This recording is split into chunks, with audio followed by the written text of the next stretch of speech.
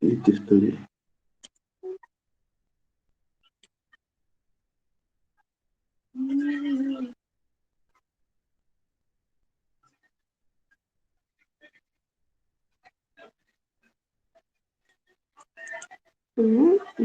¿Y aquí para qué Hay no has que, presionado algo así?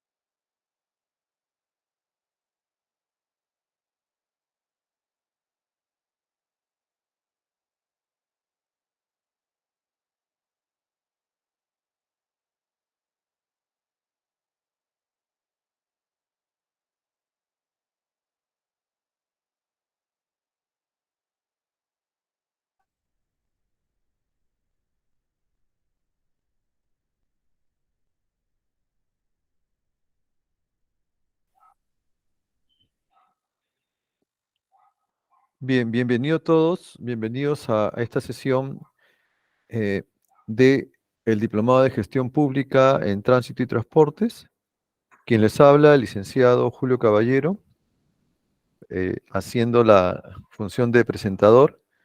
Ya venimos desarrollando la sesión del procedimiento de ejecución ecoactiva en la anterior sesión y hoy nos trae a colación la parte orgánica en cómo se desarrolla y cómo funciona el área de ejecución coactiva, ¿no? Es lo que le hemos pedido a nuestra expositora, a la magíster abogada Charlín Arista del Águila, para quien le vamos a dar el pase para que pueda colgar su diapositiva. Doctora, le damos el pase respectivo. Muchas gracias, licenciado. A ver, un momentito, por favor. Mm,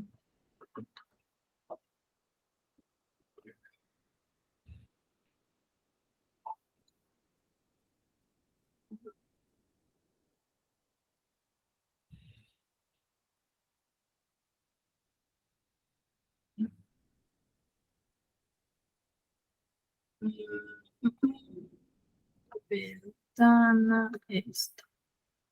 Compartir. A ver. ¿Me confirma si visualizan, por favor?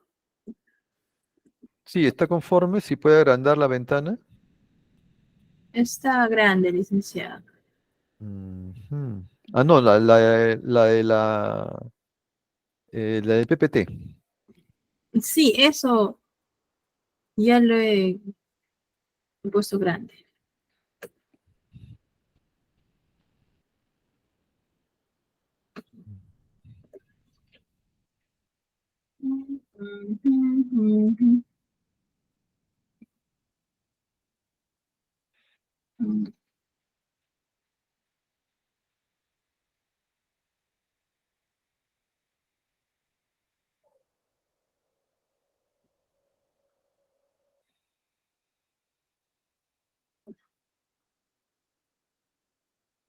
Ahora, ahora se puede ver grande. No, se ve solamente eh, la Ya. diapositiva compartida, ¿no? Ujú, sí, ya. Póngale pantalla grande o completa y va a salir completo.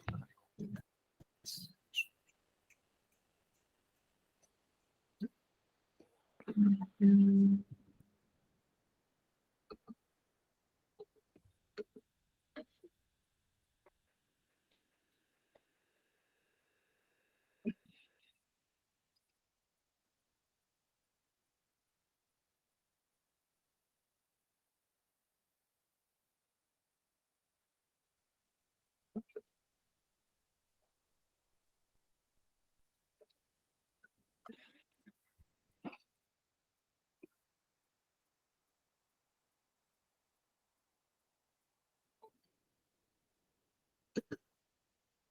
Ahora, licenciado. Mm, ya, faltaría solamente agrandar la Es diapositiva. lo que estoy haciendo, pero aprieto ahí En la para diapo, Ajá, sí. y usted lo ve No. grande. Sí, pero de repente no estoy. A ver, dejo de presentar nuevamente. Nuevamente intento compartir toda la pantalla. ¿Qué pasó? Ahorita está viendo la pantalla, ¿cierto? Ay, Sí, ay, veo ay. su pantalla. De ahí tiene dos Ahora, opciones. Claro, cuando usted pone compartir, ahí está, ahora sí. mm, Ahora sí está grande. ya, voy a activar mi cámara.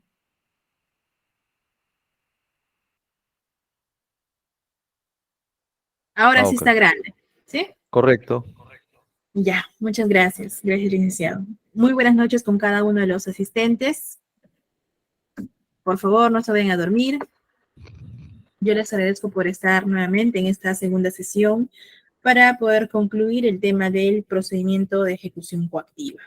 La clase anterior, en la sesión anterior, hemos desarrollado todo lo que es el procedimiento de ejecución coactiva, cuáles son las etapas que se sigue esto. Previamente se habló sobre el procedimiento administrativo sancionador y a partir de qué momento pasan las deudas a cobranza coactiva. ¿Ya? Sin embargo, señores asistentes, hay algunas municipalidades a nivel nacional, municipalidades como también direcciones regionales, que no cuentan con un área de cobranza coactiva. Sin irnos muy lejos, aquí hace algunos años atrás, como les comentaba, la provincia de Atalaya, que pertenece a la región de Ucayali, no tenía un área de cobranza coactiva. También aquí en la Dirección Regional de Ucayali, de Transportes, no cuenta con un área de cobranza coactiva. Entonces nos surge el interrogante, ¿no? ¿Qué pasa con nuestras actas de control que son impuestas por los inspectores de transporte de la Dirección Regional de Transportes? Si no tienen un área de cobranza coactiva. ¿A través de qué medio nosotros vamos a hacer para que se pueda ejecutar la cobranza de esta papeleta o de esta acta? ¿Qué creen ustedes que sería? Lo mismo ocurre con los gobiernos locales. Hay algunas municipalidades, tanto municipalidades provinciales, que no tienen, que a la fecha aún no se ha creado un área, una subgerencia, mucho menos una gerencia de cobranza coactiva. Pero no es porque no exista necesidad. La necesidad hay porque en esas regiones, en esas provincias, se imponen papeletas. Y desde el momento de la imposición de estas, ¿cuál es la finalidad? Es poder ejecutar una cobranza de estas papeletas. Pero ¿qué pasa si no tenemos el área correspondiente, el área usuaria, para que pueda ejecutar esta cobranza? ¿Qué va a pasar con nuestras papeletas? No vamos a poder continuar con una cobranza coactiva, por la sencilla razón de que no tenemos el área competente para que pueda disponer medidas coercitivas, como son los embargos que ya en su momento se les explica. Yo les quiero preguntar a alguno de los asistentes si en sus municipalidades a la fecha cuentan con áreas de cobranza coactiva. Dejo la tribuna abierta para que puedan participar. Yo les agradecería mucho si nos pueden compartir un poco su experiencia, si es que en las municipalidades donde que se han desempeñado o se vienen desempeñando, o en las direcciones regionales donde que se vienen desempeñando, cuentan con un área de cobranza coactiva. Agradezco su participación. ¿Alguien puede participar, por favor?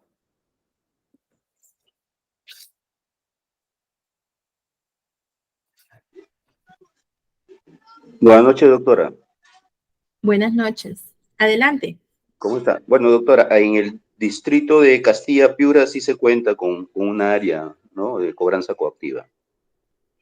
Ay, qué bien. ¿Siempre han tenido o hace poco lo han implementado? No, siempre han tenido, siempre han tenido. Qué bueno, qué bueno. Y es un distrito, ¿verdad? ¿O provincia? Distrito. distrito de la provincia de Piura, departamento Piura. Ya, muchas gracias. ¿Alguien Ok, más? doctora. ¿Alguien más tiene áreas de cobranza coactiva en sus municipalidades?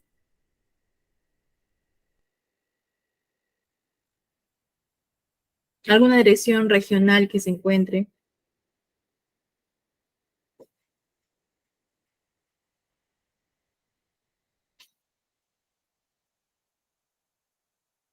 ¿Nadie más?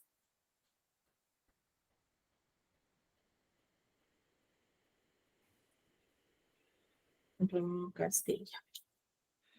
Claro, doctor, yo que he visitado algunas regiones, a ver si tomo nota de quiénes tienen y quiénes no tienen. Ah, A ya, ver, adelante. Madre de Dios no tenía tampoco eh, Amazonas, Dirección Regional de Transportes, ¿ah? Mm, Huancavelica tampoco, Ucayali tampoco. Ucayali tampoco, hasta ahora, pese a que lo Sí, recomendé. ¿Quiénes más no tienen? DRTC. En, ¿cómo se llama? Apurímac tampoco, como dirección de transportes, ¿ah? Ujú, Después, bueno, en las capitales grandes sí hay, Trujillo, sí. Arequipa, Tacna, sí hay, Ica también tiene. Ujú, em, y en municipalidades, bueno, a ver, gobierno regional de Lima tampoco, no tiene. Y en municipalidades, a ver, aquí en Lima, em, a ver, bueno, los distritos sí tienen, bueno, Lima es Lima, ¿no? A ver, de provincias, de lo que me ha tocado a mí, Huancayo también tiene su SAT todavía, ¿no? Ayacucho tiene su SAT, o sea, hay municipalidades provinciales, capitales, que sí manejan su SAT. ujú, Em, Municipalidad Provincial de Bagua no tiene, ¿no? No tiene. Y bueno, bueno, conozco algunas otras, bueno, que no sé si ya la habrán implementado, ¿no? ujú. Muchas gracias, licenciado Caballero. En efecto, estimados participantes, la importancia de tener o de crear y posteriormente implementar un área de cobranza coactiva.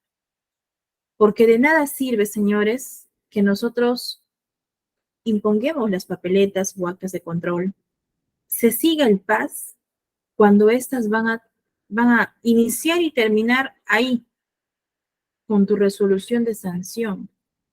Y como fuese que fuere, la realidad es distinta.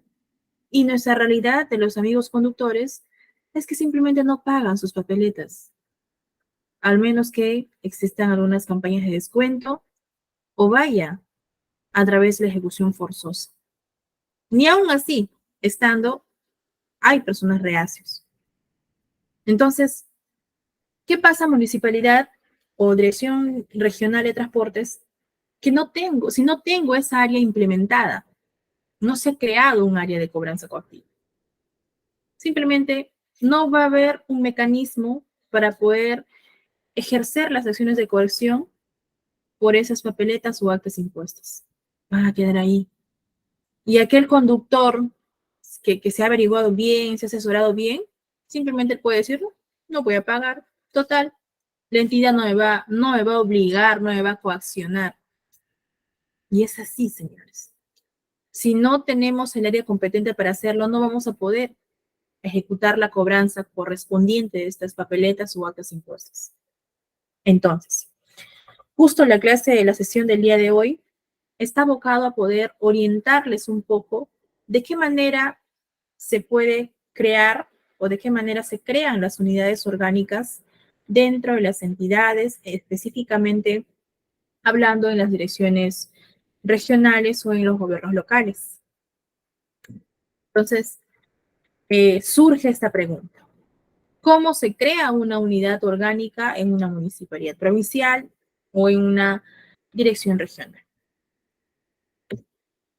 Aquí nos establece 7 pasos. Son pasos bastante sencillos, señores. En principio, lo que siempre digo, para poder crear o realizar ejecutar cualquier acto, en principio debemos tener iniciativa. ¿Iniciativa de quién? De los servidores, de las autoridades de turno, para poder crear, implementar un determinado área o poder ejecutar cualquier tipo de acción. Si no tienes la voluntad y la iniciativa de querer poder desarrollar y mejorar algo para el servicio de la comunidad, no vamos a lograr. Entonces, partemos de ahí. Si yo, autoridad, funcionario de turno, no tengo esa iniciativa, esa intención de querer seguir, hacer que la gerencia o la entidad siga creciendo, que por necesidad es necesario la creación de áreas determinadas, porque por eso surgen estas áreas, por una necesidad que existe, entonces no vamos a poder avanzar. Entonces, teniendo, yo le agrego eso, ¿no? Un agregado de poder tener la buena voluntad, intención e iniciativa para poder desarrollar algo. ¿Pero quién?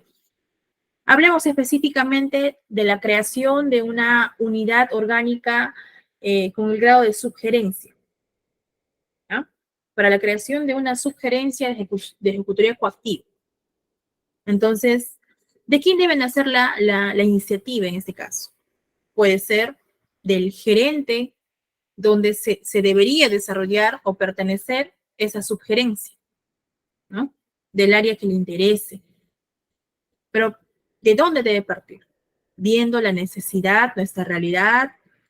Oye, mira, ¿sabes qué? Nosotros a la fecha, área de tránsito de repente, a la fecha, al mes, se emiten tantas papeletas. Se emiten 30, 50 papeletas mensual. Al año, ¿cuánto nos sale? Pero una vez desarrolló su paz, ¿qué pasa con las papeletas? ¿Estamos recaudando? ¿Logramos recaudar? ¿Logramos siquiera superar o alcanzar la mitad de lo que se ha gastado en todo ese proceso de requerimiento de material logístico para poder entregar a la policía esos talonarios? Porque es todo un proceso que se tiene que seguir. Porque recuerden que las municipalidades provinciales son las encargadas de emitir las papeletas de tránsito a las unidades asignadas al control de tránsito. Somos nosotros como municipalidad provincial quienes nos encargamos de realizar esta ejecución. Para ello hay todo un requerimiento, un gasto presupuestal que se realiza. Entonces, hecho el gasto, lo que corresponde es que como entidad, al margen de que una de sus principales funciones tenga función social, política, también somos una entidad recaudadora. No olvidemos eso, porque tenemos, por la naturaleza misma, tenemos áreas recaudadoras. Administración tributaria, que ve todo lo que es rentas, impuesto predial, arbitrios, el área de tránsito, que recauda a través de las papeletas o actas de control. Lo mismo ocurre con las áreas de comercialización, que se recauda a través de las multas administrativas que se imponen. Entonces, no debemos dejar de lado nuestras funciones que nos asigna como gobierno local. Y una de estas es justamente eso, el de recaudar. ¿Pero qué estamos haciendo nosotros como entidad, como área para recaudar? ¿Tendremos las áreas competentes? Entonces, analizando toda esa situación, viendo la necesidad que existe, yo como área usuaria, como gerencia de repente de seguridad ciudadana, gerencia de administración tributaria, propongo a través de un informe técnico poder evaluar la posibilidad de la creación de una unidad orgánica. Entonces, lo primero que tengo que hacer es eso. Como área usuaria, presentar un informe técnico justificando a detalle la necesidad que yo debo tener. ¿Por qué se debe crear esa sugerencia? Y posteriormente, ¿por qué se debe implementar? Entonces, yo como gerencia, ponerme a pensar, ¿no? Todas esas cuestiones. Todo lo que ya les estoy explicando. Presento un informe técnico y empiezo a sustentar. Ese informe técnico, señores, posteriormente va a pasar al área de racionalización. En este caso no les hablo de subgerencia de racionalización ni gerencia, porque esto va a variar de acuerdo al tipo de municipalidad que seas. En algunas municipalidades de clase B, que son municipalidades que no son capitales, los que en algunos casos son gerencias de racionalización, en otras son subgerencias, ¿ya? Pero aquí el tema que nos trae es que el área usuaria emite su informe a racionalización. ¿Qué es racionalización? Racionalización es el área encargada de poder administrar, crear, verificar todos los instrumentos de gestión que puede tener la entidad, tales como MOF, ROF, reglamentos internos que pueda sacar la entidad. De eso es su chamba, de racionalización. Racionalización va a evaluar, va a verificar si es factible o no es factible, emite su opinión en virtud al informe técnico propuesto por el área usuaria. Pero no solamente es tener eso, ¿no? Contar con la aprobación, el visto bueno del área de racionalización, que son los competentes para evaluar eso. Sino también, señores, es ver el tema presupuestal. Entonces, habiendo emitido el área de racionalización una opinión propia como área, si es factible, no es factible, si es favorable o no, en caso de ser favorable, se emite al área de presupuesto, a la gerencia o subgerencia de presupuesto, con la finalidad de que puedan evaluar la disponibilidad presupuestaria, señores. Porque yo puedo tener toda la intención de querer crear mi subgerencia, de que sea subgerencia. ¿Existe necesidad? Sí existe necesidad.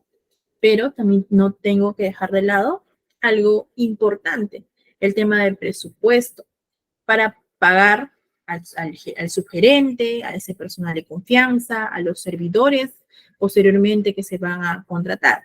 Porque, ojo, no solamente es ver y decir, ya, quiero crear mi subgerencia. Hay todo un estudio que se tiene que hacer. Por más pequeño que sea, se necesita ver con cuántos servidores vas a tener, con cuántos servidores vas a contar, quiénes van a ser, la creación de puestos. Todo eso tiene que sustentar en el área usuario. Y en virtud de eso, es el área de racionalización quien emite la opinión. Entonces, esa propuesta se va a tener que validar y ir paralelo del tema presupuestal para la contratación del funcionario de confianza, para el pago de los ejecutores, los auxiliares y otro personal que va a ser necesario para el mejor desarrollo de esta nueva subgerencia. ¿Ya, señores? Entonces, en caso no hubiese, porque normalmente te van a decir que ya se ha cumplido el techo, ya no hay más presupuesto, por eso es que lo recomendable en estos casos es que si es que se tiene la idea o iniciativa de crear una subgerencia o gerencia, lo debemos hacer por lo menos con un año de anticipación, porque recordemos que los presupuestos se aprueban con un año anterior. Entonces, existe toda una programación. Entonces, pero si es que realmente existe una necesidad urgente y lo sustentas muy bien, al área de presupuesto es donde que se tiene que manejar para ver si existe la posibilidad de que te puedan inyectar algún tipo de presupuesto, ver de qué otra partida podremos sacar. ¿Ya? Entonces, una vez que el área de presupuesto te dé el visto bueno para la creación, para ver el tema presupuestal, si es que asignan el dinero respectivo, tiene que ir al área de asesoría jurídica, señores. Para que sea esto, esta área, a través de el argumento legal, evalúe la factibilidad de la solicitud que se está realizando, de lo planteado por el área legal. Entonces, ya tenemos por un lado la opinión de racionalización, que es el área encargado de la implementación, creación y la administración de estos instrumentos de gestión. Ya tenemos la opinión del área de presupuesto y me va a decir sí, gerencias, sugerencias, sí hay presupuesto para esto. Y lo más importante, la opinión legal. Entonces, tiene necesariamente que pasar al área de asesoría jurídica para que sean estos, emitan la opinión de factibilidad. Si es factible o no es factible. Pero no olvidemos siempre ir encaminándonos por el tema de la necesidad que existe. La importancia de la creación de un área coactiva. Ahí tenemos que apuntar. ¿Y por qué es importante? Por la sencilla razón de que si no se puede cobrar en la vía ordinaria las multas administrativas, las papeletas que se han impuesto, u otras materias, como por ejemplo impuesto predial, árbitros municipales, sencillamente no vamos a recaudar, ¿no? Más aún cuando este es asesorado muy bien, cuando el administrado o el contribuyente es asesorado muy bien, que no tenemos un área coactivo, no vamos a pagar. Entonces, emitida la opinión de asesoría jurídica, ya estaremos empezando ya a tener nuestras opiniones, empezando casi al antepenúltimo filtro o etapa. Tenemos que elevarlo a gerencia municipal para que sean estos como superior jerárquico, también emitan la opinión u evaluación que crean conveniente. De repente hay alguna observación que se les ha pasado a las otras áreas y sean estas a través de gerencia municipal con su abogado también que tienen para que verifique. Pero ya existen opiniones favorables sobre el pedido que se está realizando. ¿Ya? Pero, señores, este pedido de creación de una unidad orgánica no lo va a hacer el alcalde, no lo va a hacer el director regional en caso de las RTCs. Este pedido es aprobado por el Consejo Municipal o el Consejo Regional en caso de los gobiernos regionales. No es aprobado por el alcalde o el gobernador regional. El pedido tiene que ser aprobado por este Consejo Municipal o Regional para que finalmente se emita una ordenanza municipal en el que establece la creación de la unidad orgánica respectiva, en su denominación subgerencia o gerencia. ¿Ya, señores? Entonces, elevado al Consejo Municipal, dentro del Consejo recuerden que existen comisiones de trabajo. Hay comisiones de asuntos legales, comisiones de obra, comisiones de, ¿qué más? Comisiones de seguridad ciudadana y tránsito y transporte urbano. Entonces, el Consejo Municipal va a derivar a la comisión correspondiente para que hagan la evaluación del pedido y finalmente se emita el dictamen. Emitido el dictamen, que es el procedimiento que corresponde, va a subir a sesión de consejo y esa en sesión de consejo, por mayoría de votos o por unanimidad, de ser el caso, se tendría que aprobar este proyecto de creación de la unidad orgánica en su denominación de subgerencia o gerencia. ¿Ya? Entonces, teniendo nuestra ordenanza municipal o en caso de las direcciones regionales, nuestra ordenanza regional que dispone la creación de esta subgerencia o gerencia, se publica en la vía correspondiente para que pueda causar efectos jurídicos, ¿ya? Se hace la notificación correspondiente.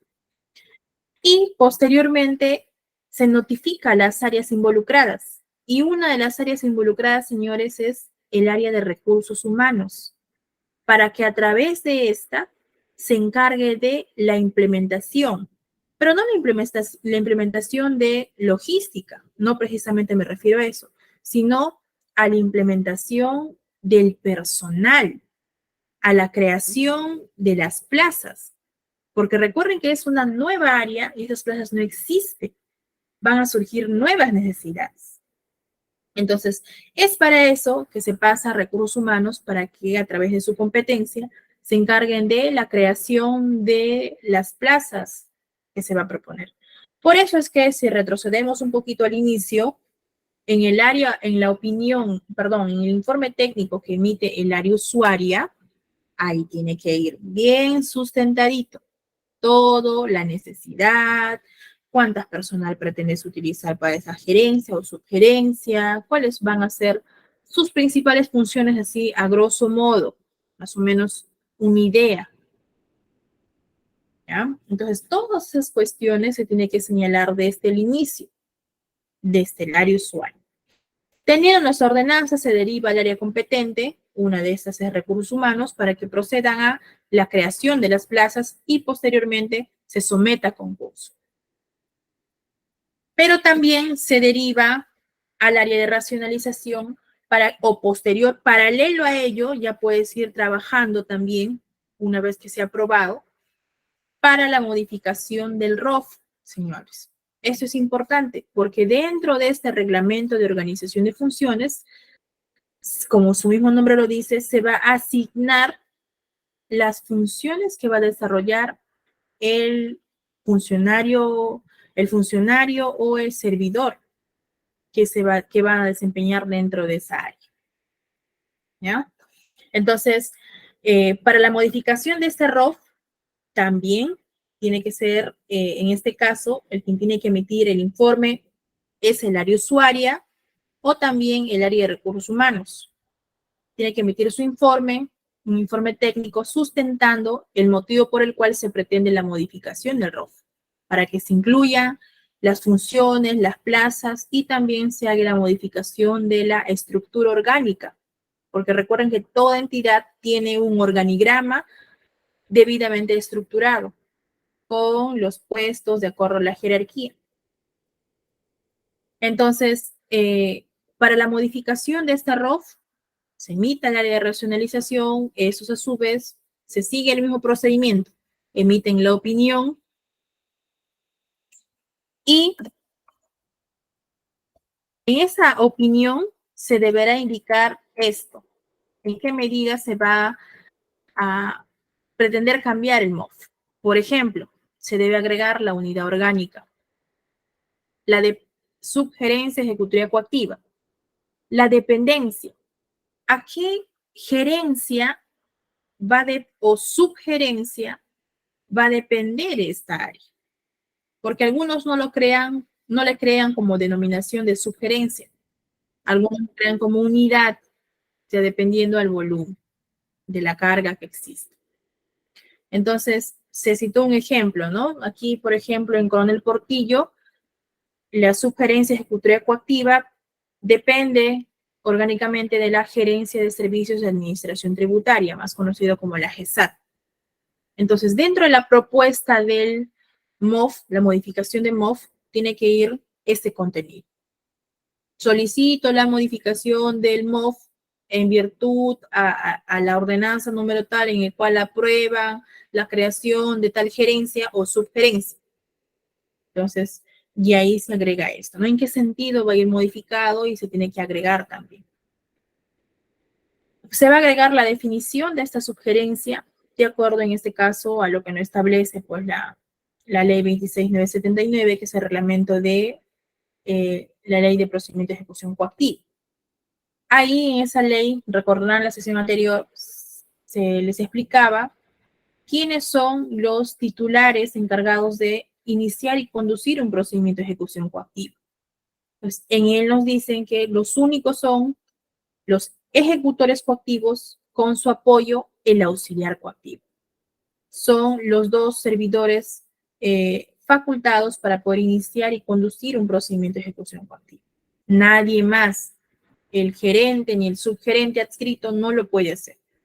El único facultado competente es el ejecutor coactivo con el apoyo de su auxiliar. Señores, entonces, en el informe tenemos que señalar las funciones que inicialmente hemos propuesto de esa subgerencia. Por ejemplo, en coactivo, ¿cuáles son nuestras principales funciones? Bueno, van a ser estas, ¿no? Dirigir, ejecutar los procedimientos de ejecución coactiva a nombre de quién, de la entidad. Asimismo, se deberán ejercer acciones de coerción para el cumplimiento de las obligaciones tributarias y no tributarias. Recuerden que tenemos diferentes materias, no solamente nos abocamos a la cobranza de papeletas, ¿ya? También se realiza el cumplimiento coercitivo de las resoluciones administrativas. En este caso son materias tributarias. Ejecutamos embargos. También realizamos la aprobación. Nosotros como subgerencia o gerencia tenemos la facultad de poder proponer la creación de directivas, reglamentos, otros procedimientos que nos ayude a regular y conducir mejor nuestro procedimiento de ejecución coactiva. Porque recuerden que en la ley de la ley 26979, que es la ley que regula el procedimiento de ejecución coactiva, es una ley del año 2008, señores. A la fecha, quizás hay muchos vacíos, y a la fecha faltaría actualizar.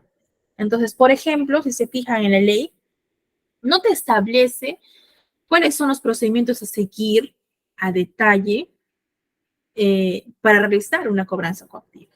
Lo único que te dice la norma, oye, ¿sabes qué? Verificas la exigibilidad de la deuda, inicias el procedimiento de ejecución coactiva, tienes 7 días para que puedas pagar, pasa 7 días y no has pagado, se traba embargo. Eso es lo único que te dice la norma. Entonces nosotros ahí podemos agarrar e implementar a través de directivas. Para eso es que nosotros como municipalidad, como direcciones regionales, tenemos esas facultades para poder implementar y fortalecer aún más nuestras leyes. En este caso, la ley de procedimiento de ejecución coactiva. No es que todo no tiene que ser la norma de forma detallada. Por eso es que existen reglamentos, directivas, que nosotros también muy bien lo podemos crear y proponer. Entonces, es una de las facultades también eso, de la sugerencia ejecutoria coactiva. También se realizan actos de coerción. Como les había indicado en la clase pasada, coactivo no solamente se encarga de hacer embargos, sino también nos encargamos de ejecutar medidas, obligaciones de hacer, de no hacer, como también hacemos demoliciones, retiros de obras, ejecutamos embargos de los distintos embargos que se les había mencionado, embargos de intervención a la información, embargos de retención bancaria, embargos con extracción o sin extracción de bienes. También se realizan tasaciones y los remates, ¿no? De acuerdo a lo que nos establece el Código Procesal Civil. Entonces, ahí tenemos las principales funciones que realiza o debería realizar una sugerencia ejecutoria coactiva. Si de repente quisiéramos implementar algo más, si mañana más tarde nos surge la necesidad de poder agregar una función más, viendo cómo se va desarrollando, lo podemos hacer, señores. Es un poco largo quizás hacer ese procedimiento para la modificación, sí, pero si como entidad amerita poder mejorar ese mecanismo, nos va a permitir, nos va a ayudar a mejorar como entidad, ¿por qué no hacerlo? Entonces, este proyecto de modificación del ROF también tiene que ser aprobado a través de una ordenanza, señores. Tiene que ser aprobado a través de una ordenanza. Se va a seguir un procedimiento parecido al que se hizo para la creación de la unidad orgánica. Hay algo que debo agregarles. De acuerdo a la Ley de Servicio Civil, la 3057, específicamente en el artículo 77, nos indica que toda entidad debe establecer no mayor al 5% del total de los servidores de confianza. Es decir, no debe tener mínimo de 2 ni máximo ni más de 50 servidores de confianza. Es lo que nos dice la Ley de Servicio Civil. Lo que significa, por ejemplo, si de repente en una municipalidad a la fecha tiene 49 funcionarios, personas de confianza, ¿qué significa? Que le estaría faltando uno, ¿ya? Que muy bien lo podría implementar. Conozco una municipalidad que a la fecha tiene 49, tiene 49 funcionarios de confianza, pero por ahí surge la necesidad de que 2 subgerencias se vuelvan gerencias. Entonces conversábamos, ¿no? El área de racionalización, que es el encargado de poder quizás orientar un poco en eso. Es decir, entonces aquí a cuál de los dos vamos a poner, porque solamente faltaría un cupo, por así decirlo, ¿no? La norma nos establece como máximo 50. Esa municipalidad tiene 49. Y hay 2 subgerencias que quieren ser gerencias por la necesidad y por el volumen de carga que tienen, por las áreas que manejan, las unidades que manejan estas subgerencias. Entonces, ¿a quién lo vamos a aceptar? A la persona, al área que presenta primero su propuesta. Al final quedaron en eso. Entonces, pero la ley de servicio civil indica eso, ¿no? Mínimo 2, máximo 50 servidores de confianza que debe tener toda entidad. Si por ahí tu municipalidad tienes 48, bueno, muy bien, de acuerdo a la disponibilidad presupuestaria, podrían evaluar poder implementar, crear una gerencia o subgerencia. ¿Ya, señores? Entonces, eso también no olvidemos, no olvidemos. No es que tampoco yo puedo hacer las gerencias o subgerencias cuantas veces quiera, ¿no? No es que se crea por crear. Tiene que haber en principio una gran necesidad y esta necesidad tiene que ir de acuerdo también al tema presupuestario. Si es que no lo hay, muy bien lo podrían quizás considerar en la próxima partida presupuestaria del año siguiente. Entonces, señores, ¿hasta aquí tienen alguna pregunta? Hasta aquí hemos realizado todo lo que se debe realizar para la creación de una unidad orgánica. Antes de pasarnos a otro tema, ¿tienen alguna pregunta hasta aquí? ¿Alguna duda?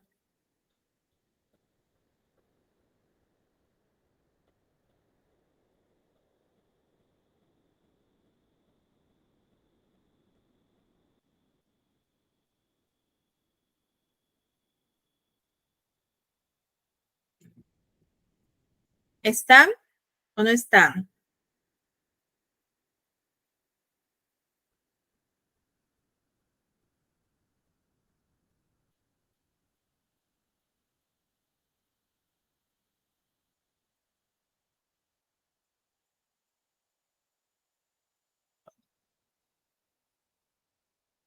Ya se han dormido, ya creo, ¿no?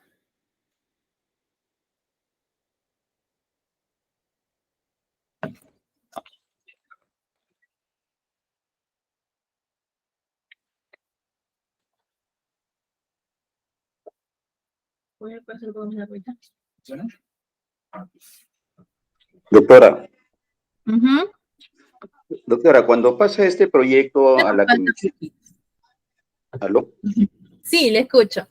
Doctora, cuando pasa este proyecto ya a la comisión de regidores, la de transportes, que es el que va a presentar, en la votación tiene que ser por mayoría o O por unanimidad. ya, ya. Ujú. Cualquiera de los dos. Cualquiera de los dos. Ok, Ujú. perfecto. Por mayoría, recuerden que es por mayoría la mitad más uno, ¿no? Ahí se considera mayoría del número legal de regidores. Ujú. Ok, En doctora. realidad, si se fijan, señores, es bastante sencillo la creación. Es bastante sencillo. No, lo que interesa es tener ánimo, buena voluntad. Hay algunas municipalidades que realmente necesitan la creación urgente de esta área de coactivo, por la razón que les indiqué, ¿no? ¿De qué sirve que nosotros estemos, o los policías mismos, imponen papeletas, cuando al final esas no se van a poder cobrar en su momento? Se van a emitir la resolución de sanción entre el plazo y de ahí ¿qué va a pasar?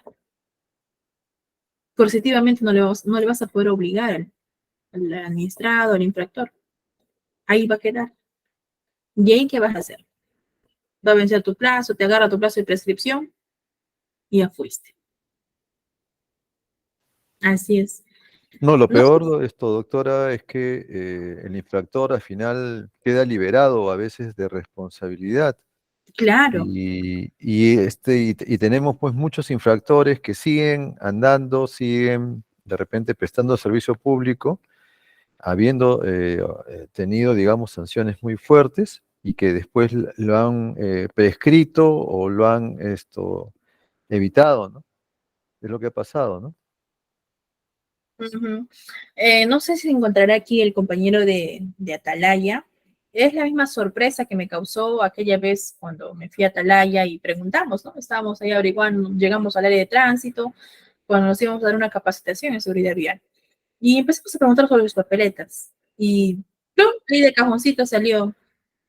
Y les preguntamos. Y luego que imponen sus papeletas, están en el área de coactivo. Y ahí no tenemos área de coactivo. Pucha, eso ni que se enteren las personas, ¿no? Porque si no, si se enteran, se pasan la voz, entonces no van a pagar. Pero hoy me da gusto que ya la sesión anterior nos indicaron que ya tienen implementados sus áreas de coactivo. Y eso es bueno, nos sirve bastante. Pero también debemos tener al personal calificado. Yo conozco municipalidades que tienen su subgerencia de ejecutoría coactiva, pero no tienen al ejecutor coactivo. Entonces es como que si no tuviesen, pues, ¿no? Porque el único facultado de ejercer la cobranza es el ejecutor coactivo. El subgerente no, señores. Entonces, ¿qué hacía esa municipalidad? Como no tiene ejecutor, lo que hacía, ni siquiera iniciaba procedimiento coactivo, solamente enviaba cartitas que era firmada por el subgerente. Cartitas invitándoles a pagar. Entonces, ¿qué caso tiene tener esa carga, esos expedientes en mi área de coactivo, si ni siquiera puedo iniciar el procedimiento? Para solamente abocarme a hacer una precobranza, por así decirlo, y enviar mi cartita. Para ese caso, mejor devuelvo mis expedientes a la vía ordinaria y que sean estos quien hagan esa chamba. ¿Por qué? Porque no he tenido ejecutor. Entonces, no olvidemos eso también. Crear nuestra sugerencia, pero por lo menos con un ejecutor y un auxiliar. Por ahí empecemos. Recuerden que también dentro de los requisitos para emitir las REC, es la resolución de ejecución coactiva, con el cual se inicia un procedimiento coactivo, nos indica la norma que debe tener la firma del ejecutor y el auxiliar. Frente a la omisión de uno de estas firmas, es nulo el acto administrativo que se ha emitido. No olvidemos eso. Así es. Entonces, si yo como sugerencia quiero iniciar, por lo menos debo empezar con un ejecutor y un auxiliar. Los dos, básico. Así no tengas gestores de cobranza, notificadores, no. Porque la chamba, si no hay mucho volumen de carga, muchos expedientes, lo puedes hacer. Por ejemplo, aquí, sin irnos muy lejos, en la provincia de Padre Abad, inicialmente tenían ejecutor, pero no tenían auxiliar. Entonces, el ejecutor tampoco, para la REC, perdón, se necesita la firma. La misma norma establece, te dice, causal de nulidad del acto. Entonces, se necesita la firma de ambos. Y como no había auxiliar, el ejecutor tampoco podía iniciar procedimientos coactivos. Pero ya actualmente cuentan con un ejecutor y un auxiliar. Pero ¿cuánto es la carga que ellos tienen? Fíjense que ellos únicamente cuentan con 108 expedientes. Entonces no es mucho. Y como les contaba mi experiencia a ellos, esos 108 expedientes, ustedes tienen para que hagan maravillas con ellos. Ya tienen un ejecutor, un auxiliar, con eso, más que suficiente. Ustedes mismos salgan al campo, salgan y empiezan a vender su pan, su producto. Porque nuestra finalidad es eso, presionar a la gente hacer que estos paguen. Entonces, si yo pretendo crear mi subgerencia de coactivo, por lo menos debo empezar con eso, ¿no? Un ejecutor o un auxiliar. Y ahí poco a poco ya ir implementándose, ¿no? De acuerdo a las necesidades, qué más falta. Entonces, eso, señores. No olvidemos, crear nuestra subgerencia, pero con nuestros dos pilares ahí, que es el ejecutor y el auxiliar. ¿Ya? Entonces, no habiendo más preguntas, vamos a continuar. ¿Cómo organizamos nuestra sugerencia? Ya hemos creado nuestra sugerencia, ya hemos visto el tema presupuestal, ya tenemos el dinerito, ya se han contratado, pero ¿de qué manera? ¿Quiénes deben ocupar esa sugerencia? Como les indiqué, los responsables de poder conducir el procedimiento de ejecución coactiva es el ejecutor y el auxiliar coactivo. Pero no olvidemos, tenemos a una persona quien dirige a ambos. En esta oportunidad es el subgerente. El subgerente es la persona idónea, calificada, de acuerdo a lo que establece su MOF, para poder dirigir y conducir el procedimiento en general a través del ejecutor coactivo con el apoyo del auxiliar coactivo. ¿Ya? Aquí les muestro una pequeña organización. Posteriormente, cuando tu sugerencia ya poco a poco, de acuerdo a su necesidad, va teniendo mayor carga, ya se puede ir implementando, ¿no? Con tu secretaria. ¿Por qué no pensar, de acuerdo al volumen, en contratar a otro ejecutor coactivo, a otro auxiliar coactivo? Y aquí los tengo, ¿no? Aquí les hablaba de los gestores de cobranza. Los gestores de cobranza, señores, son, como su mismo nombre lo dice, son las personas quienes se van a encargar de gestionar las carteras asignadas.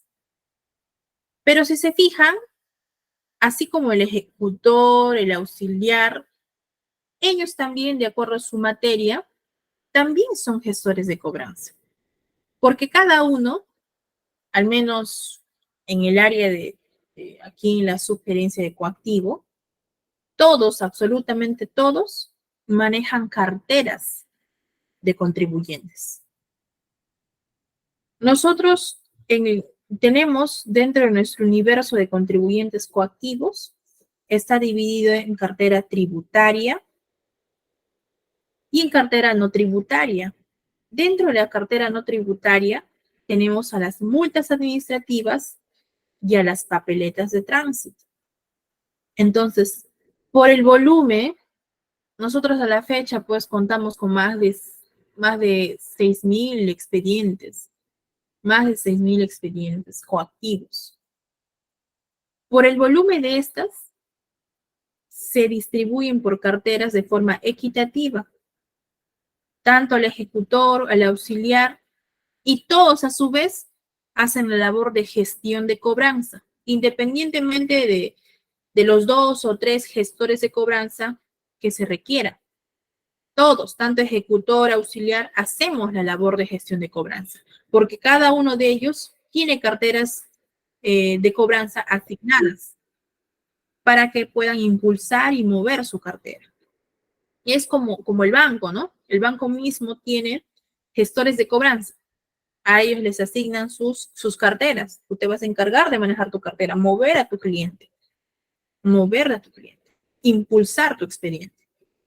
Y la finalidad de estas es hacer que vengan a pagar. Entonces, también por ahí existe el puesto de verificador auxiliar. Estos verificadores auxiliares, al igual que también existe en SUNAT también tenemos verificadores auxiliares, se van a encargar de ser el apoyo de los auxiliares coactivos. Los apoyos de los auxiliares coactivos. Este verificador auxiliar principalmente surge, ¿no? Cuando hay realmente necesidad, la carga es bastante, entonces ahí se puede evaluar la posibilidad de contratar un verificador auxiliar. que hace a su vez de un apoyo del auxiliar coactivo.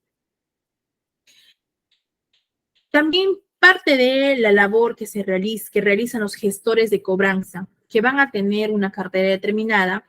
En caso nuestro, Coronel Portillo, tenemos un gestor de cobranza asignado exclusivamente a encargarse de los bancos, de las notificaciones a los bancos, hacer las notificaciones de los bancos, requerimientos de cheques, recepción de cheques y todo lo relacionado a los bancos, a la cobranza con esta medida de embargos de retención, le hemos asignado a una sola persona. ¿Por qué a una sola persona? Porque en el banco, señores, en el banco te piden que te acredites. Entonces, imagínense ustedes que designemos a diferentes personas. Todos los días vamos a estar mandando a acreditarse y en el banco a veces rotan al personal. Entonces, por eso es que se ha creído conveniente mejor designar a una sola persona, también, sobre todo por la delicadeza de estos documentos que se manejan. Se notifican embargos de retención bancaria, cheques, entonces tú tienes que escoger a la persona más idónea, responsable, ¿no? Que tenga ese perfil de compromiso con la entidad. Entonces, en caso nuestro, hemos asignado a una sola persona para que se dedique al tema de bancos y todo lo relacionado a ello. Embargos, requerimientos, los vueltos, las tomas de dicho que se realizan, todo ello con una sola persona. Entonces, para un mejor orden y control también de estos.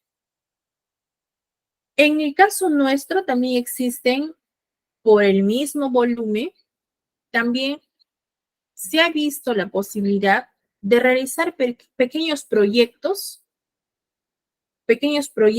campañas para notificaciones. De esa manera nos va a permitir contratar personal bajo la modalidad de locación de servicios para que puedan prestar el servicio de notificadores o gestores de cobranza. Entonces, como no tenemos mayor presupuesto, porque ya los presupuestos para contratación de CAS ya están dados a través de lo que se les está indicando, entonces también podemos sacar a través de pequeños proyectos de campaña que se realizan de forma temporal. En caso Pero no una es... consulta. Sí, Bueno, por experiencia he visto que bueno, en la mayoría de municipalidades donde yo he trabajado, eh, son los mismos inspectores de transporte los que se encargan a veces también de hacer la labor de notificador. ¿Es válido eso? O sea, utilizar o que una persona que de repente no sea del área sea la que notifique, o tiene que tener, digamos, está considerado en el ROF, tiene alguna función directa con respecto a la parte del procedimiento. ya, muchas gracias por su pregunta.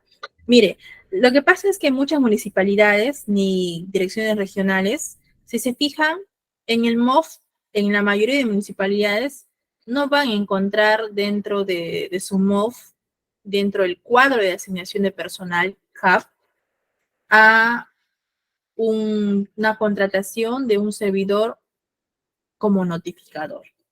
No hay. No hay. Dentro del cuadro de asignación de personal, no hay. Entonces, esas contrataciones de notificadores que hacen son normalmente por el contrato administrativo de servicios o bajo la modalidad de locación. Pero en el cuadro de asignación de personal, como la 276, no hay. Dentro del CAP no hay.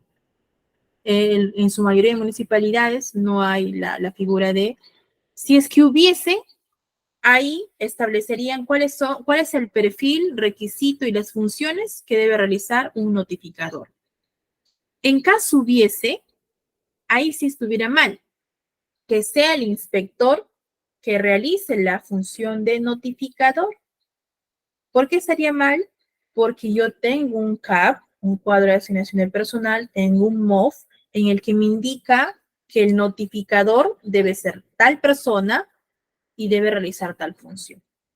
Y no el inspector de transporte, porque recuerda que el inspector tiene funciones específicas y no la de notificar. De forma interna puede apoyar, sí, pero él no puede firmar en su condición de notificador, señores. Ahí sí está mal. Eso incluso puede ser una causal para anular el acto de notificación, porque el acto de la diligencia no se está desarrollando con la persona encargada de realizar esto. ¿Y quién es la persona encargada? El notificador. Y en este caso lo realiza el inspector. Y el inspector no hace la labor de notificación de los actos administrativos. No estamos hablando de las actas de control, no estamos hablando de otros documentos. Entonces, pero yéndonos a otro lado, ¿cómo un inspector va a realizar la notificación de los actos administrativos que puede emitir un área de cobranza coactiva? Ah, recuerden que los inspectores de transportes están para eso, para fiscalizar el transporte y tienen que abocarse a los suyos. O sea, sería recargarles más a ellos de que pueden hacerlo, ¿no? Pero tampoco es válido que ellos firmen en su condición de notificador. Es como que nosotros aquí, por ejemplo, en Coronel Portillo, luchamos día a día con otros inspectores. La informalidad es grande, quizás en todo lugar. Entonces batallamos con nuestras acciones de fiscalización. Créanme que no podemos, yo me cuido bastante de eso. Labor administrativa, mis inspectores, no, yo lo necesito en el campo. En el campo se requiere. En su momento había inspectores que realizaban labor administrativa, personas homologadas, y son estas que necesitamos en campo, porque son estas las únicas facultades para levantar actas. Entonces yo no puedo tenerlos haciendo una labor administrativa porque en el campo se les requiere. Existe mucha necesidad. ¿Cómo yo puedo estar ocupándoles? Ni siquiera para un ratito. Yo a veces aquí en el área, cuando se requiere una cosa, inspector, no. Hay que ocupar a otra persona, el inspector que se evoca lo suyo. Ya extremadamente por ahí, si es que hay una buena voluntad, ya pues no hay nadie más, ya llamaremos al inspector porque nos ayude de repente con la movilidad a llevar algo. Pero yo trato en lo posible de no tocar a los inspectores porque su trabajo es allá en el campo, en el campo. Entonces, respondiendo a su pregunta, si un inspector puede ser notificador, mi respuesta es, de manera legal, no.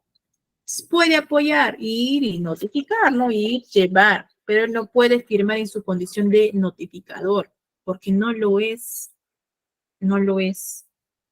Pues se puede apoyar de forma interna, como cualquier otro servidor quizás que lo haría, ¿no? Yo también apoyo de repente, si puedo, me doy un tiempito en ir, llevar, si estoy de paz, pero firmar como responsable de esa diligencia del acto de notificación, no, señores, no. Incurriríamos en responsabilidad. Y si la otra persona también puede informarse y conocer un poco más, puede anular el acto de notificación y que se le vuelva a notificar nuevamente. Así es, señor. Entonces, progresivamente, cuando ya vean la necesidad, exista la necesidad y siga llegando más carga laboral, ya ustedes pueden ir implementándose, ¿no? Con más personal, como ir implementando, ¿por qué no? Con un gestor de cobranza, con un notificador. Nosotros aquí, presupuestariamente, solamente tenemos un notificador. Los 8 que ven al costado son por campaña. Por campaña. Pero todos, a su vez, como les indiqué, todos los ejecutores, auxiliares, todos hacemos labor de gestores de cobranza, porque al final cada uno mueve su cartera que les han asignado en su momento. Además, recuerden, bueno, en caso nuestro tenemos una ventanilla de orientación ecoactivo, en el que se ha designado una persona exclusiva para que se dedique a la orientación de todo lo relacionado a coactivo. Entonces, eso también poco a poco, dependiendo a la necesidad que exista, cómo se va implementando sus áreas, pueden ir creando. Nosotros aquí en Coronel Portillo tenemos la necesidad de por lo menos contar con un auxiliar coactivo para cada materia. Aquí el mayor volumen es tributos. 2 auxiliares para tributos, un auxiliar para multas administrativas y otro auxiliar para papeletas de tránsito. Así es, señores. Actualmente contamos con 2 ejecutores, un ejecutor para tributos y otro ejecutor para deudas no tributarias. Dentro de ellas están las multas administrativas y las papeletas de tránsito. Entonces, de esa manera se podría ir implementando poco a poco las, la forma como se van organizando en las sugerencias ejecutoria coactiva, en este caso, ¿no? En nuestro caso, el ejecutor coactivo no es que solamente se aboca a firmar, firmar, firmar y sea el auxiliar que haga la chamba. No. Como les indiqué, el ejecutor coactivo también es el responsable de una cartera y es este se va a encargar de mover también su cartera y de ser el caso de ir al campo también. Todos, el área de coactivo es un área 80% campo operativo y el otro 20% administrativo. Entonces, por el volumen que tenemos, nosotros hemos distribuido la cartera por años, por materia y de forma equitativa para cada ejecutor, para cada auxiliar, de acuerdo a la materia. Y a eso se suma los pedidos de retiros, demoliciones que existan, que son pocos. En esos casos son pocos. Aquí está esta unidad orgánica, como les he indicado. Debe contar con el subgerente, el ejecutor y el auxiliar coactivo. Esas 3 personas, el pilar necesario. Y ahí progresivamente ya podemos ir implementando, ¿no? Un notificador, un gestor, dependiendo del volumen, ¿no? De la carga que podamos tener. Y eso sería todo, señores, lo que se les puede orientar hasta el momento. Si alguien tuviese alguna pregunta, gustosos para poder escucharlos. Muchas gracias a todos.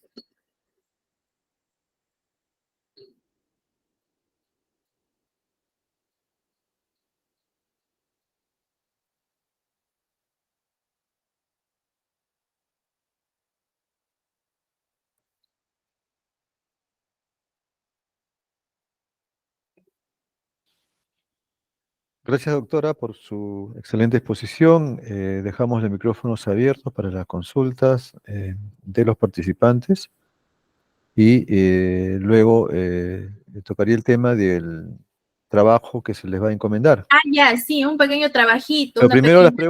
primero las preguntas y luego el trabajo. Ya.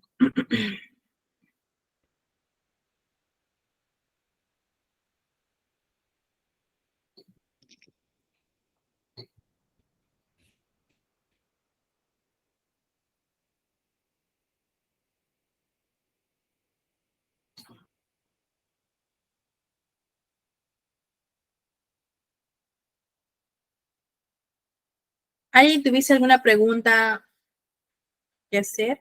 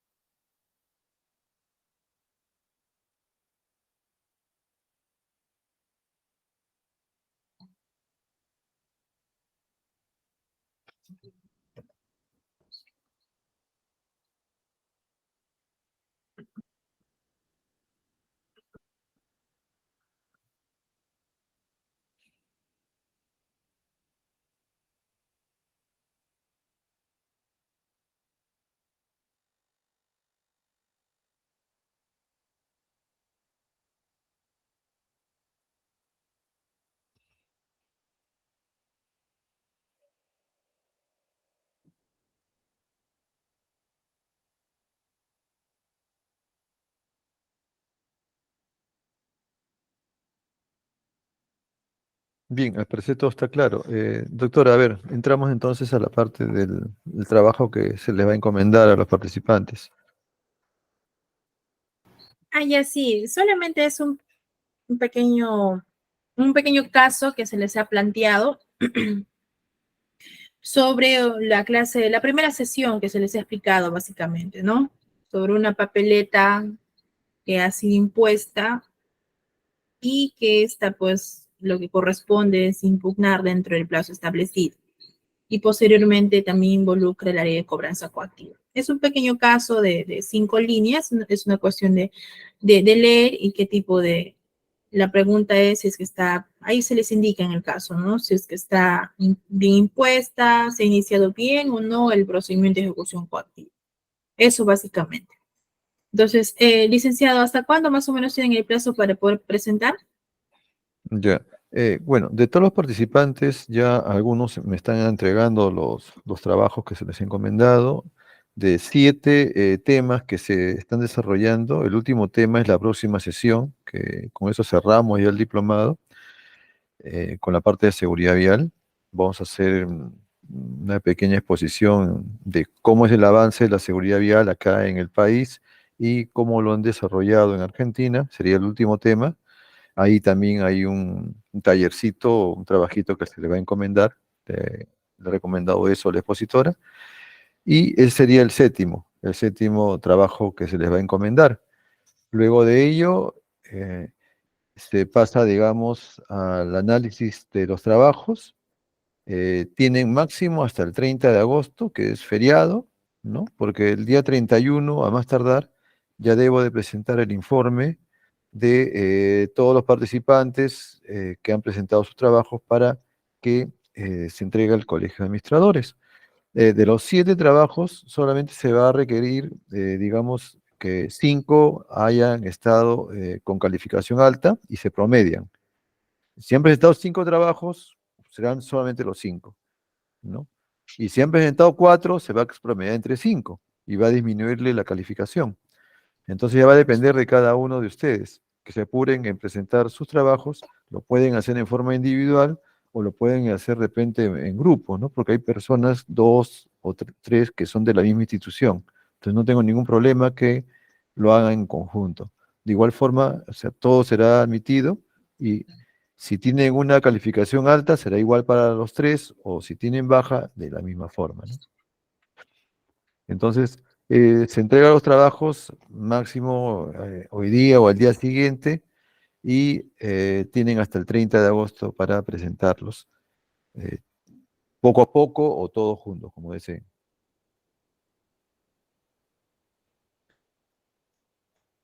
¿Alguna consulta también con respecto a los trabajos, por favor?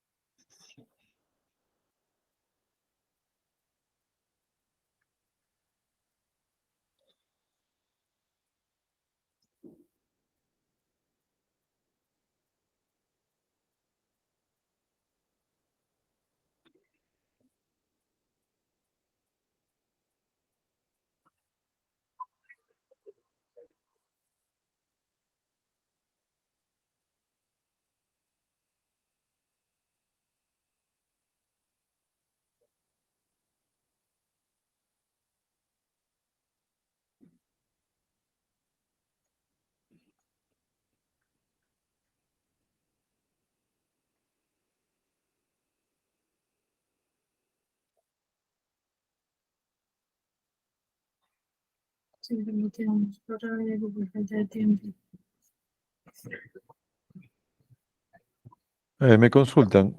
El señor Becerra me dice, los trabajos lo puede, han sido remitidos a nuestros correos, ya que por falta de tiempo no los pude realizar para avanzar los días de hoy, mañana y pasado, ¿no? Sí, los trabajos han sido remitidos a los correos. Si alguna persona no lo ha recibido, por favor háganmelo saber para volver a enviar. Estoy tomándome la paciencia de poder enviarlo personalmente al correo de cada uno. O sea, fueron distribuidos en correo masivo. Pero me estoy dando cuenta que a veces esto, no sé por qué motivo, los correos a veces no llegan a su destino, ¿no? Pero han sido en forma masiva.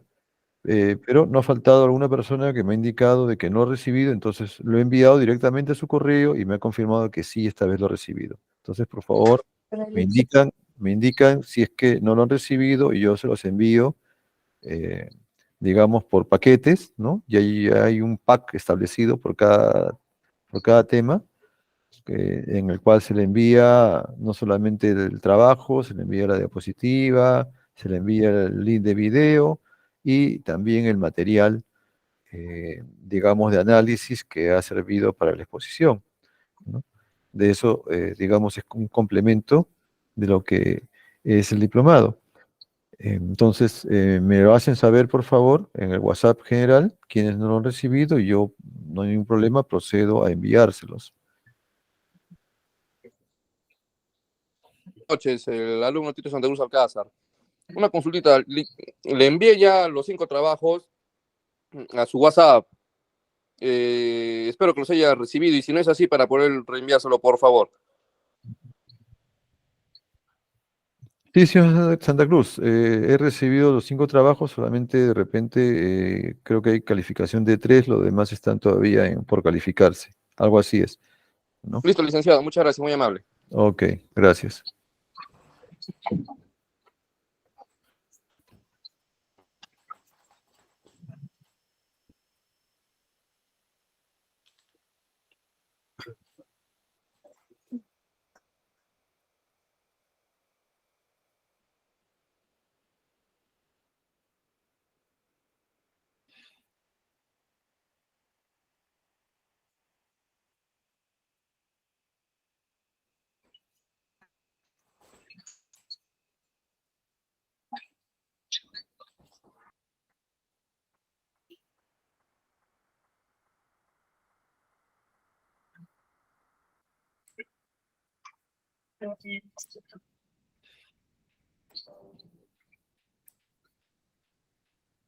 Bien, si no habiendo más consultas, entonces le cedo el micrófono a la doctora Cecilia Arista para que haga su despedida y estaríamos dando por terminada la sesión de hoy día.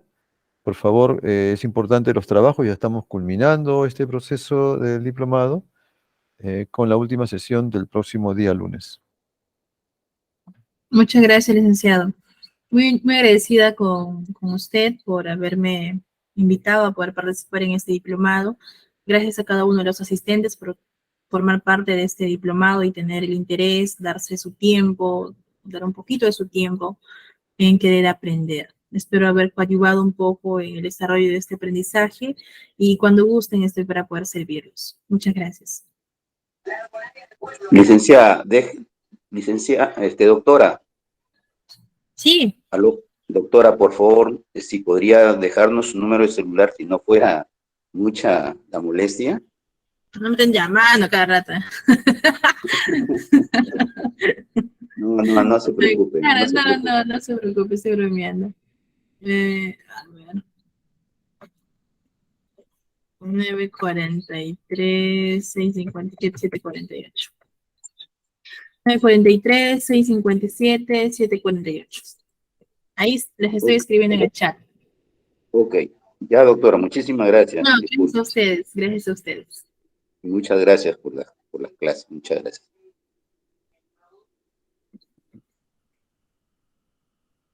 Bien, entonces tienen un poquito más de tiempo para desarrollar los trabajos, agradeciendo a la doctora Cecilia Arista y a todos ustedes por la participación el día de hoy.